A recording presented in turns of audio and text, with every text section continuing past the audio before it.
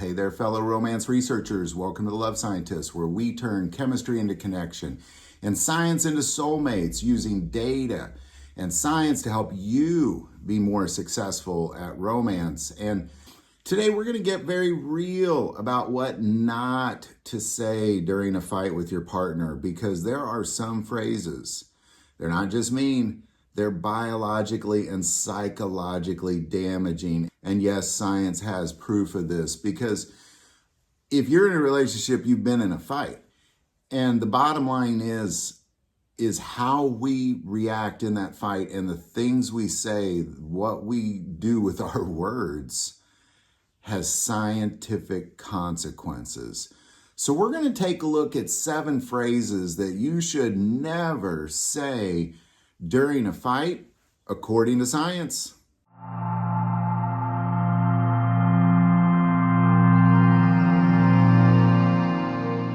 Now, before we get into this list of what you should not say, I want to take a moment and say that according to the research from the Gottman Institute, How Couples Argue predicts divorce with over 90% accuracy. It's not if you argue, it's how, and certain words can destroy emotional safety faster than you can say, I didn't mean it.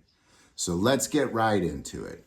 Number 1 thing that you should not say, according to science, in a fight: you always or you never statements. This one really tops the list, and we're all guilty of it. These sweeping generalizations trigger your partner's defense mechanisms. According to Dr. John Gottman's 4 horsemen model, it stops being about this one thing and becomes an attack on their entire character. And in addition to that, it's not even an accurate statement. Because there's no way that somebody always does a thing or never does a thing. So it's not even an accurate statement. It's only causing damage. According to Dr. Gottman and the research, it's really one of the 4 most damaging things you can possibly do.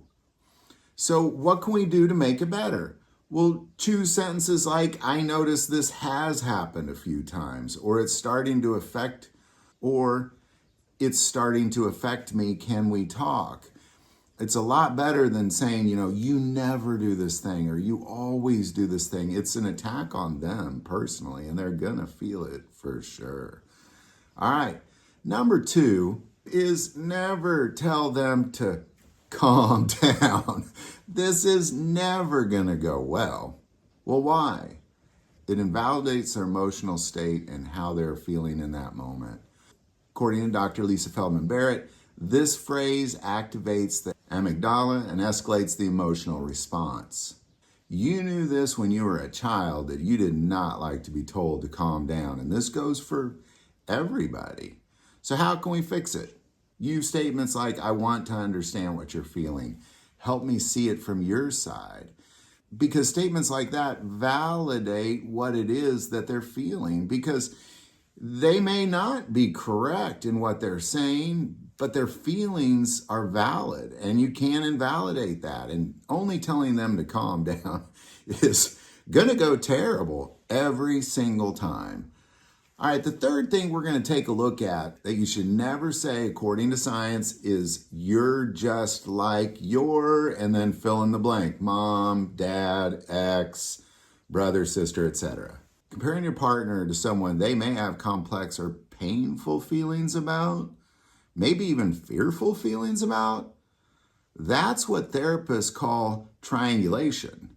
It's not just petty, it erodes their sense of individuality, safety, and autonomy, according to Dr. Susan Johnson from Emotionally Focused Therapy. And you have to know that when you say those words, that it's an insult. It's comparing them to somebody that they may have trauma with in a past. It's comparing them to somebody that they may hate their behavior. It's comparing them to somebody that it's generally not going to go well. Now, obviously, if you want to compare your loved one to somebody like that's great, or you're saying, you're like this wonderful person, that's not what I'm getting at. What I'm talking about is comparing them in a heat of a moment to somebody that has caused pain in their life, harm in their life, or has demonstrated that in their life, it's a direct attack on them. So how can you change this? What better things can we say? Well, you can say things like, I've noticed a pattern that reminds me of something difficult from your past. This is an easier way to really say, like, because let's just face it, it may be true. We all have a degree of mirroring people in our past. That also is a scientific fact.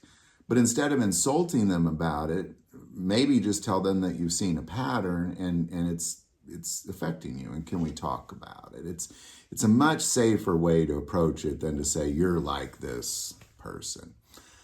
All right, the fourth thing you should never say in the heat of a moment, according to science, whatever, with eye rolling, dismissive tone, all that stuff.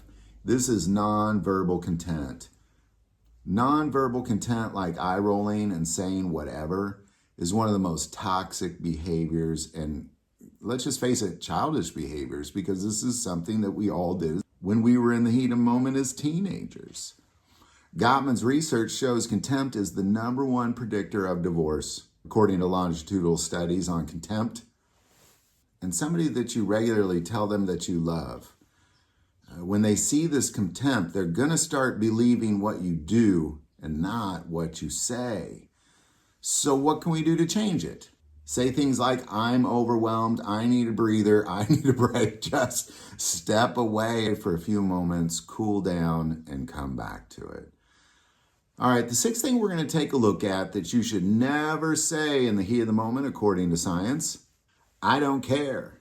Telling somebody you love you don't care, especially in the middle of a fight, is emotionally disengaging. According to Dr. Sue Johnson of Hold Me Tight, where she explains that emotional responsiveness is the core of secure attachment. Without it, your partner feels emotionally abandoned. When you're going through something hard and you're feeling it, when your emotions are real, because they are real, let's just face it, whether you're right or wrong, the feelings are real. They're real feelings. When you tell somebody you don't care in that moment, they're going to start believing you. They're going to start believing that you don't care. And if you don't care, if they believe you don't care, there's generally not a lot of reasons to stick around with that person. It's a very, very toxic statement to make. So what can you say instead? Because those emotions you are having are real as well. Be honest. Say you're struggling right now, but I do care. I just need a second to process. Step away, catch your breath. Come back after you cool down, because hopefully something you're seeing is these things that we're saying, they're coming out because we're lacking control of ourselves in the heat of the moment. That's why it's so important you cool down before you just start spouting those words. All right, the seventh thing we're going to take a look at, and maybe the worst thing you could say in the heat of a moment of argument, most scientists would argue, is maybe we should just break up or get a divorce. Throwing out breakup threats and arguments is emotional volatility disguised as honesty. Let's just face it, 90% of the time that people say these words, it's out of anxiety, fear, distress, and vulnerability. Studies in the Journal of Social and Personal Relationships found that perceived instability drastically reduces satisfaction and long-term commitment, according to Evangelisti and Young. And the reality is, the more times those words are spoken, the lower the value that you're going to have on that relationship, and the value your partner is going to have on that relationship, if you're the one saying it, is even lower. Because what we do with our relationships is we hold them at a value. When we're first in them, they're the most important thing. They're the most valuable thing in our life. Because let's just face it, when you first fall in love, you have this feeling like the whole world can be on fire, but as long as this person loves me, everything will be okay. But if that person doesn't love you, the whole world can be wonderful and your life is terrible. And that's the feeling that we need to kind of go back and harness is the reality of how we are feeling in the heat of a moment can just utterly destroy all of that, all because you have taken a moment in time and lost control of the things we've said. And let's just face it, we're all guilty of it, and we will probably do it again. But the bottom line is you have to at least try to get better. And communicating that you're trying to get better is important too, because then if it's said less, then the person begins to notice that at least you're trying.